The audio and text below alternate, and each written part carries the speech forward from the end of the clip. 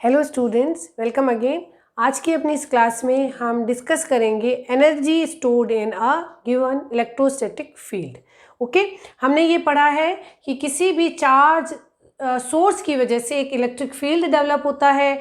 उस electric field में, already existing electric field में अगर आप एक दूसरे पॉइंट चार्ज को मूव करवाते हैं तो आपको कुछ वर्क डन करना होगा। अगर एक पॉजिटिव चार्ज के इन्फ्लुएंस में आप एक पॉजिटिव चार्ज लाना चाह रहे हैं तो उन दोनों में फोर्स ऑफ रिपल्शन होगा, तो आपको कुछ फोर्स अप्लाई करके उस अनदर चार्ज को मूव करके और अपनी नेक्स्ट जो आपकी स्टडी स्टेट पोजीशन है उस पर आप उसको प्लेस कर पाएंगे। वेरेज अगर आप एक पॉजिटिव चार्ज से क्रिएट किए गए इलेक्ट्रिक फील्ड में अगर आप एक नेगेटिव चार्ज को मूव करवाना चाहते हैं तो दोनों चार्ज पार्टिकल्स के बीच में फोर्स ऑफ अट्रैक्शन है और आपका जो नेगेटिव चार्ज पार्टिकल है वो पॉजिटिव चार्ज पार्टिकल की तरफ खुद ही मूव करेगा और वर्क डन जो है वो नेगेटिव होगा। इसे हम work done by the system define करते हैं। तो इस तरीके से हमने ये पढ़ा कि अगर एक इलेक्ट्रिक फील्ड एग्जिस्ट कर रहा है तो उसमें दूसरे चार्ज की जो प्रेजेंस है वो किसी वर्क डन के बाद ही स्टेब्लिश हो सकती है। तो अगर हमारे पास एक चार्ज डिस्ट्रीब्यूशन है जो कि एक इलेक्ट्रिक फील्ड जनरेट कर रहा है तो उस इलेक्ट्रिक फील्ड में कंप्लीट कितना वर्क डन इम्प्लीमेंट हुआ होगा कि जिसकी वजह से अब का जो हमारा रिसेंट सेटअप है वो एग्जिस्ट कर रहा है। तो हम पढ़ रहे हैं कितना वर्क डन है या energy stored in a electrostatic field. This electrostatic field is set up by some distribution of charge particles.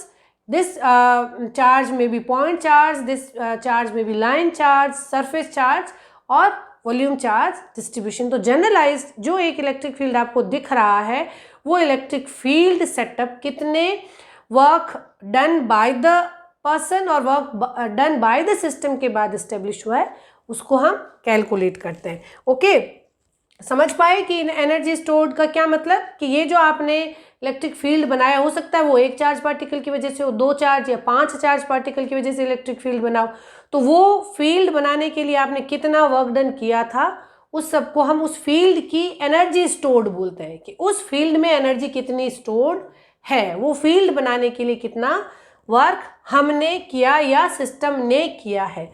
Okay, तो हम ऐसा मानते हैं ऐसे जनरलाइज फॉर्म में कि हमारे पास एक चार्ज Q1 था, ठीक, उसके साथ आपने एक दूसरा चार्ज Q2 रखा और एक आपने चार्ज Q3 भी मूव किया और अब ये आपका एक कंप्लीट चार्ज डिस्ट्रीब्यूशन है और इस चार्ज डिस्ट्रीब्यूशन की वजह से बाहर आउटर वर्ल्ड में कहीं इलेक्ट्रिक फील्ड जो है वो आपका एग्जिस्ट कर रहा है। अगर ये चार्ज डिस्ट्रीब्यूशन ई इलेक्ट्रिक फील्ड बना रहा है तो हम ये देखते हैं कि इस इलेक्ट्रिक फील्ड में कितना एनर्जी स्टोर्ड है। ओके, इसको देखने के लिए समझने की कोशिश करते हैं। मान लीजिए आपके पास पहले एक Q1 चार्ज था, आपके पास एक अकेला Q1 चार्ज था। इस Q1 चार्ज की वजह से एक इलेक्ट्रिक फील्ड जनरेट हो रहा था। उस इन्फ्लुएंस में आपने एक दूसरा चार्ज पार्टिकल मूव किया और आपने यहाँ पे सेट किया। आप कहीं से इनफाइनाइट से आप एक दूसरा चार्ज पार्टिकल लाए Q2 और उसे आपने यहाँ पे रख दिया, ठीक है। ये पॉइंट 1 है, ये पॉइंट 2 है, ठीक। तो आपने मान लीजिए Q1 चार्ज ऑलरेडी एग्जिस्ट कर रहा था, इस Q1 चार्ज को प्लेस करने में आपको कोई एनर्जी नहीं लगानी पड़ी, Q1 के लिए आपको 0 एनर्जी लगाए। अब आप Q2 चार्ज लेके आए, Q2 चार्ज को जब आप इस डिस्टेंस पे लेके आए तो आपको कितना काम करना पड़ेगा, ये Q2 charge as well as potential difference between the point 2 and 1 ऐसे निकालते थे हम। यूनिट चार्ज को मूव करने के लिए जो वर्क डन होता है वो पोटेंशियल होता है, Q चार्ज को मूव करने के लिए जो वर्क डन होगा वो होगा Q2V21। Q1 के एग्जिस्टेंस में अगर आप एक Q2 चार्ज ला रहे हैं तो कितना वर्क डन करेंगे, Q2V21। तो आपने कितना काम किया, Q2 चार्ज को लाने के लिए आपको काम करना पड़ा Q2V21। अब ये यहाँ पे आके प्लेस हो गया। ओके, अब आप इस सेटअप में एक तीसरा चार्ज लाना चाहते हैं Q3 और उसे आप यहाँ रखना चाहते हैं। जब Q3 को आप यहाँ लाएंगे तो Q3 दो ऑलरेडी एग्जिस्टिंग इन्फ्लुएंसेस को फेस करेगा। एक Q3 पे Q1 अपना जो एग्जिस्टेंस है, जो इसका जो इन्फ्लुएंस है उसको फोर्स करेगा, और Q3 को यहाँ लाने के लिए कितना वर्क डन करना पड़ेगा, वो होगा Q3V31।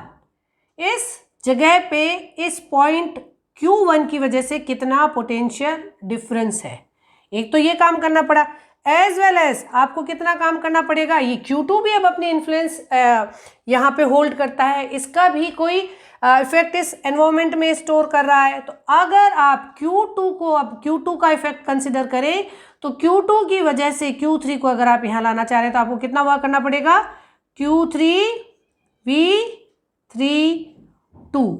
इस पॉइंट और इसकी लोकेशन और इसकी लोकेशन के बीच में कितना पोटेंशियल डिफरेंस है वो, ठीक। तो Q3 को अब इस सेटअप में लाने के लिए आपको कितना काम करना पड़ा, प्लस Q3V31 प्लस V32, इतना आपको काम करना पड़ा। तो Q1 अगर ऑलरेडी एग्जिस्ट कर रहा था, फिर आप Q2 लाए, आपने कुछ वर्क डन किया, वो energy stored in the system हो गई, फिर आप Q3 लाए, उसके लिए आपको कुछ वर्क डन करना पड़ा, वो इस सिस्टम की एनर्जी हो गई। अब ये जो इलेक्ट्रिक फील्ड फाइनली बन रहा है उसमें जो एनर्जी स्टोर्ड है वो आपकी ये सम हो गई, ओके, ये आपका सम हो गया। मान लीजिए कि ये जो आपने चार्ज यहाँ पे प्लेस किए हैं वो पहले Q1 फिर Q2 लाए फिर Q3 लाए, उसके रिवर्स ऑर्डर में हो। मान लीजिए हम दूसरा टाइप ऑफ कैलकुलेशन करते हैं जिसमें आपका Q3 पहले एग्जिस्ट करता था, Q3 को मूव करने के लिए आपके लिए कोई वर्क नहीं डन करना पड़ा, फिर आप Q2 को लेके आए। Q2 को जब आप लेके आएंगे 3 की इन्फ्लुएंस में, ठीक, 3 के इन्फ्लुएंस में जब आप लेके आएंगे तो क्या होगा, V, ओके, आप 2 पे उसको रखेंगे, ये हो जाएगा V23। आप 3 पे ऑलरेडी आपका एक चार्ज था, अब आप उसके इन्फ्लुएंस में Q2 को लेकर आए, अब ये पहले ये था, इसको रखने में कोई काम नहीं करना पड़ा आपको, 0। फिर आप इसके इन्फ्लुएंस में इसको लेके आए, अगर यहाँ पे आप लाके रखते हैं तो कितना वर्क डन करना पड़ेगा, Q2 और V23, इसके बीच में पोटेंशियल डिफरेंस, प्लस अब आप लेके आए सेकेंड स्टेप में आपने ये लिया, थर्ड स्टेप में आप Q1 को लाए। Q1 को जब लाएंगे तो उस पर 2 इफेक्ट्स पड़ेंगे, एक Q3 का और एक Q2 का। Q3 की इन्फ्लुएंस में इसको लाने के लिए आपको कितना काम करना पड़ेगा, Q1V13 प्लस ये Q2 भी अपना एक इफेक्ट जो है वो यहाँ पे आप एग्जिस्ट करवाता है, इसकी इन्फ्लुएंस इसको आने से रोकने के लिए कितना काम करवाएगी, V12। ये हो गया आपका टोटल वर्क। दोनों ही तरह से आप Q1, Q2, Q3 को रख सकते हैं ना। पहले केस में आपने पहले Q1 रखा फिर Q2 लाए फिर Q3 लाए, दूसरे केस में आपने पहले Q3 रखा फिर Q2 लाए फिर Q1 लाए, ये हमने केस दोनों कंसिडर कर लिए। अगर हम इसको सम करें इस इक्वेशन को तो क्या हो जाएगा, ये ट्वाइस ऑफ वर्क डन और energy stored will be Q1 V13 plus V12 plus Q2 V23 plus V21 plus Q3 V31 plus V32। ये हो गई आपकी total work done. Twice of total work done is this.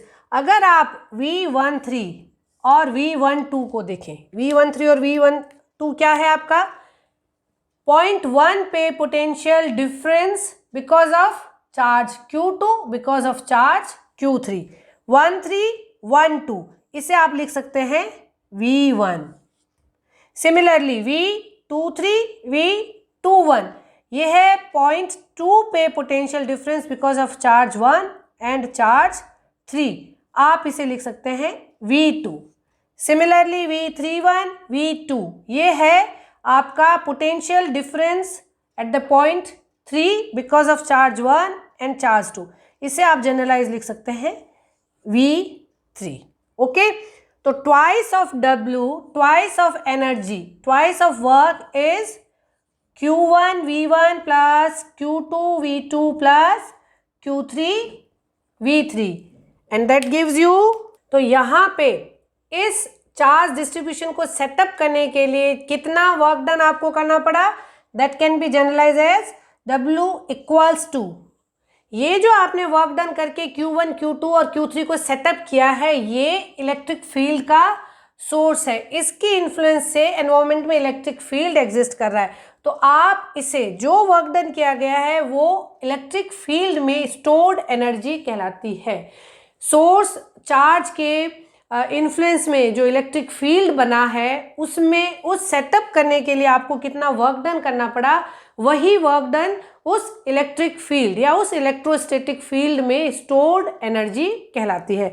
तो ये जो work done है इसे आप एनर्जी स्टोर्ड भी बोल सकते हैं, स्टोर्ड इन ई फील्ड। क्या होगी, अगर 2W ये है तो W क्या होगा, half of Q1 V1 plus Q2 V2 plus Q3 V3। ये हो गई है energy stored in a electrostatic field because of charge particles Q1, Q2, Q3। अगर ये हमारा जनरलाइज डिस्कशन था 3 पॉइंट चार्जेस की वजह से। इसकी बजाय अगर आपके पास n पॉइंट चार्जेस हों अगर, तो उनका जनरलाइज्ड आप जब इलेक्ट्रोस्टैटिक, अगर इन 3 की जगह अगर आपने n चार्ज पार्टिकल्स जो हैं वो डिस्ट्रीब्यूट कर रखे हैं, तो इनकी कलेक्टिव जो इनका इलेक्ट्रोस्टैटिक फील्ड बनेगा, उस इलेक्ट्रोस्टैटिक फील्ड में एनर्जी स्टोर्ड, ये जो E है ये energy stored, work done is saved as a energy stored in this electrostatic field. और उसका जनरलाइज जो फॉर्मूला रहेगा that will be half of sigma k equals to 1 to n Vk Qk। ये आपके n चार्ज पार्टिकल्स है, n charge particles distributed है। आप इसे लिख सकते हैं half Q1 V1 plus Q2 V2 plus Q3 V3 plus Qn Vn तक। ओके, ये आपका total energy stored because of point charge. Okay, point charge अगर डिस्ट्रीब्यूटेड है तो इतनी एनर्जी स्टोर हो जाएगी उस इलेक्ट्रिक फील्ड में। उसके बजाय ये है sum of charge as well as potential difference, ये हो गया टोटल चार्ज।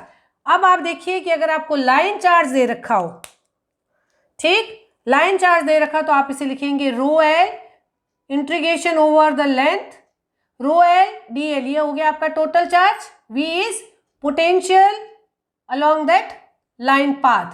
तो ये हो गया आपका लाइन चार्ज के लिए। लाइन चार्ज के लिए एनर्जी स्टोर्ड क्या होगी, half line integration over rho l V d l. Rho l आपका कूलम्ब पर मीटर आपकी लाइन चार्ज डेंसिटी। अगर सरफेस चार्ज डेंसिटी दे रखी है तो half of surface integration over rho s v d s, rho s v d s, rho s d s आपका total charge, ये है potential over that surface. Okay, तो ये आपका हो गया सरफेस चार्ज के लिए एनर्जी स्टोर्ड। इसी तरीके से वॉल्यूम चार्ज डिस्ट्रीब्यूशन अगर है तो आप लिखेंगे half close integration over the volume rho v v d v, इसे आप लिखते हैं वॉल्यूम चार्ज डिस्ट्रीब्यूशन। ओके, अगर आपको कूलम्ब पर मीटर क्यूब में वॉल्यूम चार्ज डेंसिटी दे रखी हो तो आप इस तरीके से एनर्जी स्टोर्ड निकाल सकते हैं। रो वी को अगर आप del dot d, divergence of d की फॉर्म में लिखें तो ये हो सकता है energy stored is half of volume integration over del dot d v d v. अब आप जो आपकी वेक्टर आइडेंटिटीज हैं, स्केलर और वेक्टर का डाइवर्जेंस ऑफ ग्रेडियंट, इन सब को जब आप कंक्लूड करके इसे लिखेंगे तो आप इसे लिख सकते हैं energy stored is half of volume integration of D dot E. Okay, electric flux density with dot product of electric field and integration over the close volume. Okay, तो ये जो हमारी हाफ डी डॉट डी है इसे कई बार हम stored energy density भी बोलते हैं। ओके, अगर आप डी को एप्सिलॉन नॉट ई लिखते हैं तो एनर्जी स्टोर्ड का जनरलाइज फॉर्मूला हो जाएगा, energy stored in electric field will be half of volume integration over the epsilon naught E square d we.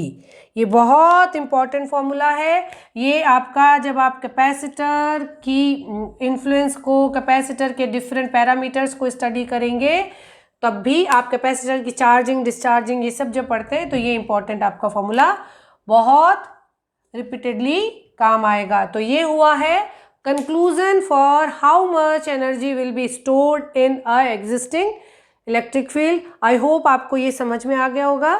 हम अपने अपकमिंग वीडियोस में नेक्स्ट टॉपिक्स का डिस्कशन कंटिन्यू रखेंगे। Keep learning, keep watching. Thank you.